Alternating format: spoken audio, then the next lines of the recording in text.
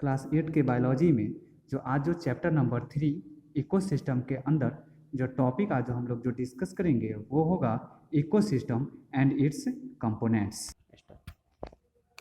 Class 8 के biology में जो चैप्टर नंबर 3 जो इकोसिस्टम है उसके अंदर जो हम लोग टॉपिक जो आज हम लोग स्टडी करेंगे वो है ecosystem and it's components. Ecosystem के बारे में और उसके कंपोनेंट्स, जो कंपोनेंट्स दो फॉर्म में होंगे, एक बायोटिक में होंगे और एक एबायोटिक कंपोनेंट्स के रूप में होंगे। हम कहेंगे जो लिविंग कंपोनेंट्स जो बायोटिक कंपोनेंट्स कहलाएंगे, जबकि नॉन लिविंग कंपोनेंट्स जो एबायोटिक कंपोनेंट्स के नाम से जाने जाएंगे। यहाँ पे सबसे पहले हम लोग इन्वायरमेंट, इकोसिस्टम के अंदर सबसे पहले जो हम लोग डिस्कस करते हैं वह इन्वायरमेंट का स्टडी और डिस्कस करते हैं। हम कहेंगे कि इन्वायरमेंट से पहले इकोलॉजी। इकोलॉजी जो क्या है तो ब्रांच है किसके, तो बायोलॉजी के। इकोलॉजी जो ब्रांच है किसके हैं, बायोलॉजी के, जिसके अंदर हम लोग क्या करते हैं तो इन्वायरमेंट के स्टडी और इन्वायरमेंट का कंप्लीटली भी स्टडी उसके किसके बेसिस पे, उसके कंपोनेंट्स के बेसिस पे, उसके फैक्टर्स के बेसिस पे करते हैं। मींस दैट हम कहेंगे कि the branch of biology which deals about the study of an environment called as ecology। मतलब बायोलॉजी के अंदर इन्वायरमेंट का जो हम लोग स्टडी करते हैं वही हमारा क्या कहलाते हैं, इकोलॉजी कहलाते हैं। हम कहेंगे कि यह इकोसिस्टम टर्म, यह इकोसिस्टम टर्म जो पॉइंट जो दिए गए तो किसके द्वारा, तो टेंसले के द्वारा दिया गया था। कब दिया गया था, तो 1935 में दिए गए थे।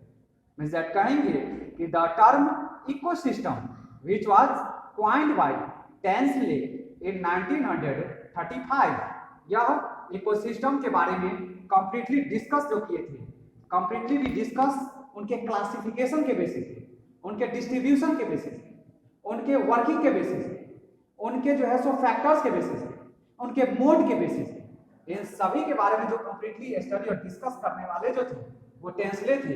कब किए थे, 1935 में किए थे। हम कहेंगे इकोसिस्टम को जो डिफाइन करेंगे तो हम कहेंगे कि इकोसिस्टम को डिफाइन जो करेंगे उसमें कि यह इकोसिस्टम जो स्ट्रक्चरल और फंक्शनल यूनिट है। इकोसिस्टम जो क्या है, स्ट्रक्चरल और फंक्शनल यूनिट है। किसका है, तो हमारे इस बायोस्फीयर का है, जिसमें इस बायोस्फीयर में जो क्या होते हैं, तो जिसमें हमारा लिविंग ऑर्गेनिज्म या फिर नॉन लिविंग कंपोनेंट्स हो, वह एक दूसरे से क्या करते हैं, तो इंटरेक्ट करते हैं। मींस दैट एक दूसरे से वो कंबाइन होते हैं, अटैच होते हैं, कंपाइन होते हैं, जुड़ते हैं, बाइंड होते हैं, बंधते हैं, और दोनों क्या करते हैं, एसोसिएटली फॉर्म में वह इंपॉर्टेंट रोल प्ले करने का काम करते हैं। किस फॉर्म में, तो इकोसिस्टम के फॉर्म में हमारे इस इन्वायरमेंट के अंदर। मींस दैट कहेंगे कि हमारा लिविंग ऑर्गेनिज्म और नॉन लिविंग ऑर्गेनिज्म और उनके कंपोनेंट्स में जो इंटरेक्शन होता है वह एक दूसरे के ऊपर में डिपेंडेबल के बेसिस पे होता है। वह क्या होते हैं, वह एक दूसरे के ऊपर में डिपेंडेबल के बेसिस पे होते हैं। किसके द्वारा, एज अ फूड चेन के फॉर्म में या फिर एज अ फूड वेव के फॉर्म में। यह फूड चेन जो यूनिडायरेक्शनल मूवमेंट को परफॉर्म करता है, means that one organism another organism पे as a single form में as a food relation के बेसिस पे डिपेंडेबल होते हैं। जबकि अगर हम बात करेंगे फूड वेव में तो कहेंगे कि फूड वेव में जो इंटरकनेक्टेड फॉर्म में ऑर्गेनिज्म एक दूसरे ऊपर में ऑर्गेनिज्म के ऊपर food materials means that as a food relations के पर्पस से क्या होते हैं, डिपेंडेबल होते हैं। क्या चीज के लिए, फूड मटेरियल्स को अपटेक करने के लिए। मींस दैट कहेंगे कि फूड चेन में जो होते हैं वो हमारा वन ऑर्गेनिज्म का एक्सटिंक्ट होने का, विलुप्त होने की जो क्या कहेंगे प्रोबेबिलिटी और चांसेस होते हैं वो ज्यादा होते हैं। किसके कंपैरिजन में, तो फूड वेव के कंपैरिजन में। हम कहेंगे कि यह मेरा बायोटिक और ये बायोटिक कंपोनेंट्स में क्या होंगे, रिएक्शंस भी प्रोड्यूस होंगे। किस तरह का reactions, as a chemical reactions produce होंगे। दूसरी बात यहाँ पे जो चलेगा वहां पे क्या, नेचुरल साइकिल को परफॉर्म करेगा। नेचुरल साइकिल्स जो मेरा क्या शो करेंगे, तो यह मेरा जो है सो नेचुरल इकोसिस्टम को शो करने का काम करेंगे, जिसमें वन ऑर्गेनिज्म स्टार्टिंग होगी और हमारे इसी मेजर कंपोनेंट्स होंगे किसके, हमारे नेचुरल सोर्सेस का, उसी नेचुरल सोर्सेस के मेजर कंपोनेंट्स के साथ मिक्सअप हो जाएंगे, उसके साथ सॉलिडलाइज कर जाएंगे। कब? जब उनके डेथ होंगे तब।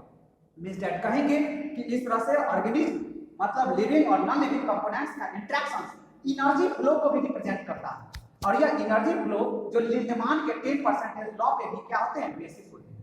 यह लिंडमान ने 1942 में उन्होंने एनर्जी फ्लो कॉन्सेप्ट को देने का काम किया था, जिसमें उन्होंने बताया था कि ऑर्गेनिज्म जो अपने लाइफ को सस्टेन और सर्वाइव कराएंगे, मिस्टर अपने लाइफ को जो सेल्फ फॉर्म में सपोर्टिंग करेंगे, या फिर हम कहेंगे कि जो लाइफ को सर्वाइव जो मेनली रूप में करेंगे, वो 10% एनर्जी को ट्रांसमिट वन टू अनदर में करेंगे।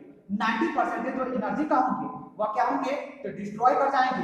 कब? जब लाइफ प्रोसेसेस के डिफरेंट स्टेज पर परफॉर्म होंगे तब। इसके बाद अगर हम बात करेंगे नेक्स्ट, अगर हम इकोसिस्टम के क्लासिफिकेशन का, तो हम कहेंगे कि इकोसिस्टम के क्लासिफिकेशन की बात करेंगे तो इसको हम 3 फॉर्म्स में क्लासिफाइड करते हैं। इकोसिस्टम जो है इनको हम 3 फॉर्म्स में क्लासिफाइड करने का काम करते हैं। एक नेचर के बेसिस पे, एक ड्यूरेशन के बेसिस पे, और एक साइज के बेसिस पे। मेजर कर सकते हैं कि ecosystems which are classified into the 3 forms on the completely basis of its nature, duration and size also। अगर हम बात करेंगे नेचर्स का, तो नेचर में तो 2 चीज आएगा, एक जो आएगा वो नेचुरल और एक जो आएंगे artificial, means that man made. मतलब नेचर के बेसिस पे हम इकोसिस्टम को जो क्लासिफाइड करेंगे वह 2 फॉर्म्स में होगा, एक नेचुरल फॉर्म में होंगे और एक आर्टिफिशियल फॉर्म में होंगे। या आर्टिफिशियल जो मैन मेड कहलाएगा, जबकि प्लांट्स और एनिमल्स जो नेचुरली रूप में अकर्ड होंगे। जबकि आर्टिफिशियल में बात करेंगे तो हमारे केमिकल प्रोडक्ट्स का सिंथेसिस होना, पॉलीथीन बैग का सिंथेसिस होना, कुरकुरे के पैकेट का फॉर्मेशन से सिंथेसिस होना, ये सभी जो होंगे हम कहेंगे कि जो है सो चिप्स, लेज का ये सभी पैकेट्स जो आर्टिफिशियल और मैनमेड होंगे। जो सभी मेजर कंपोनेंट्स भी होंगे हमारे किसका, आर्टिफिशियल फॉर्म में, हमारे इस नेचर के अंदर का, जिसका एक्यूमुलेशन नहीं होगा, डिग्रेडेशन नहीं होगा। 10 साल के बाद में भी अगर हम गड्ढे की खुदाई करेंगे तो वहां से भी कुरकुरे का पन्नी जो होगा और लेज के और चिप्स के वो भी निकलेंगे। लेकिन इंसान के मरने के बाद में उसकी लाश जो ह्यूमस, प्लांट्स के गिरने के बाद में उसके सूखे पत्ते, पौधे के गिरने के बाद और मरने के बाद में उसके सूखे टहनियां, जो 10 साल के बाद में भी क्या होंगे, स्वाद में सॉलिडलाइज होकर डिकम्पोज होकर वो अर्थ के क्रस्ट का एक मेजर लेयर के रूप में, भू प्रॉपर्टी के रूप में फॉर्मेशन करने का काम करेगा। तो हम इस तरह से कह सकते हैं या नेचुरल जो 2 फॉर्म में डिस्ट्रीब्यूट होंगे, एक terrestrial, terrestrial means that land, और एक्वेटिक ऑन द वाटर्स।